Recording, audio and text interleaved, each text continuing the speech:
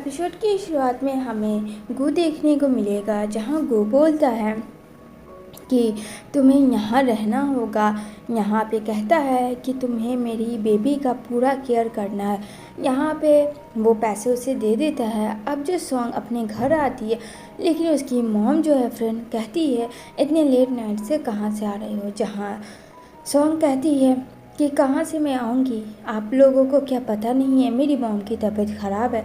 लेकिन उसकी step mother और स्टेप सिस्टर को पता चल जाता है कि यहाँ पे सॉन्ग कहीं जॉब कर रही है बेबी सीटर का, और कहती है मुझे सब पता है, तुम जॉब कर रही हो तो भूलो मत तुम्हें उतने पैसे नहीं मिलेंगे जितने पैसे तुम्हारी माँ के इलाज के लिए मैं दूंगी। यहाँ पे वो उसे फोर्स करती है शादी के लिए। अब यहाँ पे उसे कॉल आता है और यहाँ पे बात करती है नीनी। इधर नेक्स्ट डे वो पहुँच जाती है गू के ऑफिस, जहाँ गू बोलता है क्या बात है, आज तुम घर नहीं गई जो सीधे यहाँ आ रही हो। तो सॉन्ग कहती है मुझे कुछ बात करनी है मिस्टर गू, आपने जो भी किया मेरे लिए उसके लिए थैंक यू सो मच, पर प्लीज़ मुझे माफ़ कर दें, मैं अब जॉब कंटिन्यू नहीं कर सकती हूँ और मुझे अभी के अभी रिज़ाइन देना होगा। जहाँ गू कहता है तुम्हें तो पता है ये तो सरासर गलत है कॉन्ट्रैक्ट के अकॉर्डिंग। लेकिन यहाँ पे कहता है कि आखिर ऐसा क्या बात है और कौन सा रीज़न है जो तुम जॉब छोड़ना चाहती हो। यहाँ पे वो बोलती है आप किसी और को हायर कर लीजिए क्योंकि मैं शादी करने वाली हूँ। ये बात सुन के उसे काफ़ी धक्का लगता है। और शादी वो किससे करने वाली है, जो कि फैंग होता है सेकंड हमारा मेल हीरो। जहाँ फ्रेंड वो सॉन्ग को काफ़ी फोर्स करता है शादी के लिए, और उसकी मॉम डैड यही के लिए शादी करवाना चाहते थे अपनी बेटी को छोड़कर। जहाँ देखने को मिलेगा नीनी काफ़ी टेंशन में होती है क्योंकि उसकी मामा उसके साथ नहीं होती है। और ये चीज़ देख के गू भी काफ़ी सैड हो जाता है फ्रेंड, क्योंकि गू अपनी बेबी को हमेशा खुश रखना चाहता था। यहाँ पे वो बोलती है मामा अब कभी नहीं आएगी क्या डैडा। अब बेचारा गू काफ़ी ज़्यादा परेशान होता है कि वो क्या करे। कहती है मम्मी कहाँ चली गई, प्लीज़ मम्मी को बुला दो ना, मुझे मम्मी चाहिए। यहाँ पे वो बोलता है गू हाँ ठीक है मैं कोशिश करूँ। यहाँ फैंग आता है लेके सॉन्ग को, क्योंकि सॉन्ग फ्रेंड फैंग के नज़दीक नहीं जा रही थी। और यहाँ पे वो कहती है तुम यहाँ क्यों लाए। यहाँ पे कहता है क्यों, जब ये लोग तुम्हें टच करेंगे तब तुम्हें अच्छा लगेगा, क्योंकि तुम तो मुझे अपने फियांसे का हक ही नहीं देती हो। और यहाँ पे उसके साथ मिसबिहेव करता है, लेकिन गू आ जाता है उसे प्रोटेक्ट करने के लिए और कहता है यहाँ ये सब क्या हो रहा है। तभी बोलता after long time see mister गू, नाइस टू मीट यू। जहाँ बोलता है फैंग वैसे तुम्हारा क्या हमदर्दी है इतना सॉन्ग से। तो कहता है अपने काम से मतलब रखो। और फैंग तुम तो काफ़ी दिनों के बाद आए हो चाइना, तो फिर तुमने मैनर्स खो दिया है क्या एब्रॉयड में रह के, क्या यही तुम्हारी मॉम डैड ने सिखाया। ये बात सुन के फैंग को काफ़ी गुस्सा आता है। कहता अच्छा सॉन्ग में ऐसा क्या है, इससे पसंद करते हो ओहो। यहाँ पे वो उसे लेके जाता है, लेकिन यहाँ फैंग उसे लेके जाता है, मतलब सॉन्ग बीच में खड़ी होती है और गू और फैंग दोनों एक दूसरे को खींच रहे होते हैं। तभी कहता अच्छा ठीक है कोई रीज़न बताओ कि मैं तुम्हें सॉन्ग को जाने दूंगा। जहाँ वो कहता है तुम्हें क्या नहीं पता, तुम्हारी स्टेप मदर तुम्हें कभी पसंद ही नहीं की और उसने जानबूझ के तुम्हारे डैड की सारी प्रॉपर्टी ले ली। ये सब जानते हुए भी तुम एक इंसान नहीं बन पाए अभी तक। ये बात सुन के काफ़ी गुस्सा आता है फैंग को कि वो उसके बारे में इतना डीपली जानता है। यहाँ पे काफ़ी गुस्सा करता है और कहता है ये मेरी फियांसे है और इसको तुम्हें ले जाना बिल्कुल मैं गवारा नहीं समझूंगा। अब तो सॉन्ग एकदम से चुप हो जाती है, लेकिन सॉन्ग को वो जाने दे देता है। गू बोलता है तुम वहाँ इतनी शेकिंग क्यों कर रही थी, क्यों नहीं तुम अपने लिए बोल सकती हो, और आखिर ऐसा क्या है जो उसके कहने पे तुम हर एक चीज़ करती हो। यहाँ पे बात ये था फ्रेंड, सॉन्ग को फैंग से इसलिए शादी करना था जो कि सॉन्ग का बेबी था वो किसी और का नहीं फैंग का था, जिस वजह से सॉन्ग पता भी कर रही थी और डॉक्टर के पास भी चोरी छुप के जाती है बेबी के पता लगाने के बारे में, लेकिन पता नहीं चलता। रीज़न यही था कि वो उससे शादी करे। अब यहाँ पे कहता है गू चलो आ जाना कल टाइम पे। यहाँ पे सॉन्ग फिर से अपना ड्यूटी ऑन कर लेती है, जहाँ जाती है नीनी के पास। नीनी मामा मामा करके उसको बहुत ज़्यादा फीवर होता है, तो कहती है टेंशन मत लो, मैं आ तुम्हें कुछ भी नहीं होने दूंगी। दूसरी तरफ देखने को मिलेगा जहाँ सॉन्ग आती है, जहाँ उसकी स्टेप मदर, उसकी स्टेप सिस्टर काफ़ी ज़्यादा उसे परेशान करती है और कहती है कि तुम्हें लेके जाना होगा गू के घर, तुम्हें अपनी सिस्टर को, वरना मैं बता दूंगी कि तुम्हारा बेबी यानी कि फैंग का बेबी को सॉन्ग नहीं मारा है, जबकि ऐसा तो नहीं था। यहाँ पे कहती है आप झूठ बोल रही हैं। यहाँ पे कहती है सोच लो तुम्हें क्या करना है। अब ना चाहते हुए भी उसे अपनी सिस्टर को ले जाना पड़ेगा, क्योंकि वो नहीं चाहती थी कि फैंग को ऐसा कुछ भी पता चले। कहती है कि नीनी से और गू से तुम्हें दूर रहना है। यहाँ पे वो फ़ोन करके बताने वाली होती है, लेकिन उसकी स्टेप मदर फ़ोन छीन लेती है। यहाँ पे वो बोलती है ऐसा मत करो, उस मासूम बच्चे आर की कोई गलती नहीं है, उसकी क्या गलती है। यहाँ पे वो उसे बाहर कर देती है और यहाँ पे वो बोलती है कि देखो तुम नीनी को कुछ भी नहीं बोलोगी मेरे बारे में, तुम जो बोलोगी, जैसा बोलोगी मैं वैसा करूँगी, ना तो तुम फैंग को कुछ भी बताओगी। अपनी माँ से वो बेग करती है। देन नेक्स्ट डे वो लेके आती है अपनी सिस्टर को। अब यहाँ पे उसकी सिस्टर इतना बड़ा घर देख के काफ़ी ज़्यादा खुश हो जाती है, और मिस्टर गू को देख के तो फ्रेंड उसके दिल में गार्डन गार्डन हो जाता है, एक बटरफ्लाई उड़ने लगती है। तो पूछता है गू कि ये लड़की कौन है, तो कहती है ये मेरी सिस्टर है। अब उसे वो बताती नहीं कि वो उसकी स्टेप सिस्टर है। तो यहाँ पे कहता है ये यहाँ क्यों आई है, तो कहती है अगर आपको कोई प्रॉब्लम ना हो तो ये यहीं रहेगी। इधर देखने को मिलेगा सॉन्ग की सिस्टर जो है फ्रेंड नीनी के ऊपर काफ़ी ज़्यादा टॉर्चर करती है और कहती है तुम्हारी माँ नहीं है वो, और वो बस पैसों के लिए काम कर रही है। जहाँ बेचारी नीनी काफ़ी डर जाती है, लेकिन एट ए टाइम गू आता है और काफ़ी गुस्सा करता है, कहता है मैं आ गया हूँ, कुछ भी नहीं होगा, और अपने बेबी को लेके वो वहाँ से चला जाता है। ये सब चीज़ वो देख रही होती है। कहती है देखती हूँ कब तक तुम इस बेटी को अपनी इस तरीके से प्रोटेक्ट करती हो, आज नहीं कल तो मैं तुम्हें पाके रहूँगी। तभी यहाँ पे सॉन्ग बोलता है कि आखिर क्या हो रहा है ये सब, आखिर मेरी बेटी को इस तरीके से क्यों किया जा रहा है। वो अपने असिस्टेंट को बुला के उसके सिस्टर को वहाँ से हटा देता है, जहाँ उसके बैग में फ्रेंड सॉन्ग का डीएनए टेस्ट होता है। अब यहाँ पे सोचता है उसका डीएनए टेस्ट क्यों है, यानी कि सॉन्ग कभी माँ बन चुकी थी, ये बात तो पता नहीं था गू को।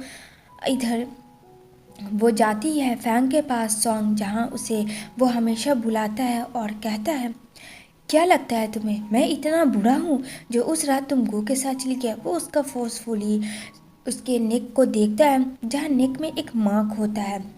वो देख के उस मार्क को एकदम से शॉक्ड हो जाता है, क्योंकि फ्रेंड उस मार्क को रिलेटेड उसके पास्ट में कुछ था। जब वो छोटा था तो वहाँ पे एक लड़की आती है और उसकी हेल्प करती है, और वहाँ उसे डंडा देती है और कहती है चलो इसे पकड़ के बाहर आओ, पानी में तुम क्यों जाते हो। तो पूछती है वो लड़की हमेशा तुम पानी में ही क्यों जाते हो, तो कहता है जब से मेरी मॉम का डेथ हुआ है मैं उन्हें बहुत मिस करता हूँ। और वो लड़की के ठीक शोल्डर पे वही बर्थ मार्क होता है। इससे तो ये पता चल जाता है वो बच्चे वाली लड़की कोई और नहीं सॉन्ग थी। तभी यहाँ पे फैंग उसे छोड़ देता है, क्योंकि उस लड़की ने बहुत एहसान किए हुए होते हैं फैंग के ऊपर। यहाँ पे कहता है क्या वो लड़की वही है, अगर वो लड़की वही है तो ऐसा कैसे हो सकता है। इधर डीएनए टेस्ट रिपोर्ट आता है। यहाँ डीएनए टेस्ट की रिपोर्ट से बहुत कुछ मिस्टर गू को पता चल जाता है। अब ये क्या पता चला है फ्रेंड, ये तो हम आगे जानेंगे। इधर सॉन्ग बोलती है आखिर तुम मेरे साथ ऐसा क्यों कर रहे हो, आखिर तुम मुझसे क्या चाहते हो। तो कहता है मैं बस तुम्हें चाहता हूँ, तुम्हें पार्टी में आना है मेरे। जहाँ वो पार्टी में उसकी आती है, यहाँ पे वो उसे देखता है, कहता है तुम बहुत ज़्यादा अच्छी लग रही हो। यहाँ पे सॉन्ग कुछ नहीं बोलती, क्योंकि फ्रेंड सॉन्ग नीनी को छोड़ के आई थी। अब यहाँ पे फैंग की जो फ्रेंड होती है वो उसको देख के काफ़ी गुस्सा करती है सॉन्ग को, और यहाँ पे उसको पूरा ट्रोल करने लगती है। जहाँ गू आता है उसे प्रोटेक्ट करता है, जहाँ पूरा ड्रिंक का बॉटल उसके फेस के ऊपर डाल देती है। लेकिन यहाँ पे वो कहता है तुम ठीक तो हो। यहाँ पे कहती है हाँ मैं ठीक हूँ, मुझे कुछ भी नहीं हुआ। यहाँ पे बोलता है गू इतने बड़े लोग होके इतनी छोटी सी घटिया सोच के लोग हैं यहाँ इस पार्टी में। शर्म आनी चाहिए आप लोगों को कि एक लड़की हो के लड़की के साथ ऐसा बिहेवियर कर रही है। उतने में फैंग आता है, कहता है बिन बुलाए मेहमान भी यहाँ आ जाते हैं मेरे पार्टी में, मुझे तो पता ही नहीं। कहता है जब तुमने पार्टी में इनवाइट किया है सॉन्ग को तो इसकी केयर भी तुम्हारे करना चाहिए। कहता है फैंग डोंट वरी ब्रो, ये मेरी बंदी है, इसका केयर मैं बहुत ही बखूबी से निभाएगी। जांगू कहता है चलो तुम यहाँ से मेरे साथ, लेकिन फ्रेंड सॉन्ग मना कर देती है, कहती नहीं मैं फैंग के साथ ही रुकूंगी। अब यहाँ पे ये बात सुन के गू वहाँ से चला जाता है। ऐसा इसलिए फैंग ने कहा था क्योंकि फ्रेंड सॉन्ग ने के बेबी यानी नीनी के बारे में उसने धमकी दिया हुआ था फैंग ने कि अगर वो ऐसा नहीं करती है तो उसके साथ कुछ गलत करेगी, लेकिन वो इनोसेंट बच्चे को नहीं कुछ करना चाहती थी। ऑलरेडी उसका बच्चा खो चुका था। अब यहाँ पे डीएनए टेस्ट का रिपोर्ट में फ्रेंड क्या था ये हम यहाँ पे रिवील करते हैं, जहाँ वो उसकी सिस्टर को बुलाता है और कहता है कि सच्चाई बताओ कि आखिर तुम्हारी सिस्टर सॉन्ग फैंग के कब्ज़े में क्यों है। कहती है मुझे तो कुछ नहीं पता। यहाँ पे कहता है अगर मैं तुम्हें टॉलरेट करूँ तब तुम जानोगी, मेरे पेशेंट का इम्तिहान मत लो। जहाँ वो बताती है कि मेरी सिस्टर 4 साल पहले वो प्रेग्नेंट हुई थी और वो माँ बनी थी और वो बच्चा मुझे नहीं पता कहाँ है। अब यहाँ पे डीएनए टेस्ट रिपोर्ट में नीनी का और सॉन्ग का friend DNA test report match कर जाता है, जहाँ सॉन्ग को वो बुला के वो डीएनए टेस्ट रिपोर्ट दे देता है। मतलब कि यहाँ पे एक चीज़ क्लियर हो गया था कि जो कि नीनी की बेबी थी वो बॉय नहीं गर्ल था, और यहाँ पे उसकी स्टेप मदर सॉन्ग की झूठ बोली थी कि वो उसे मार देगा। वहाँ पे गू आके अपने बेटी को ले लेता है। अब यहाँ पे तो पता चल गया कि नीनी कोई और नहीं बल्कि सॉन्ग की खुद की बेटी है। लेकिन वो तो खुद की बेटी है बट उसका रियल फादर कौन है ये किसी को नहीं पता। अब यहाँ पे वो बोलती है कि मुझे नहीं पता कि इसके डैड कौन है, जहाँ बताता है तुम खुद सोचो इसके रियल फादर तो फैंग नहीं है। जहाँ सॉन्ग बोलती है ये तुम कैसे कह सकते हो, जहाँ वो बोलता है क्योंकि लाइफ में मुझसे भी एक बहुत बड़ी गलती हुई है और इसका रियल फादर कोई और नहीं मैं हूँ। ये बात सुन के सॉन्ग काफ़ी ज़्यादा शॉक्ड में चली जाती है, कहती है मैं नहीं मान सकती हूँ। जहाँ कहता है कि मैं काफ़ी ड्रंक था और मैं होटल में घुस गया था, जहाँ तुम्हें याद होगा जो सॉन्ग को तो पता है फर्स्ट नाइट वाली बात। अब तो यहाँ पे वो चुप हो जाती है। वहाँ पे वो बोलती है इसका मतलब वो कोई और नहीं तुम थे जो मेरी ज़िंदगी को बर्बाद करती है। तो यहाँ पे गो कहता है इसमें मेरी कोई गलती नहीं थी, मुझे क्या पता था कि उस रूम में कौन होगी, मैं तो काफ़ी ड्रंक था। जहाँ वो अपनी बेटी को लेके सुला रही होती है, इधर जो है बहुत ज़्यादा परेशान होता है गो।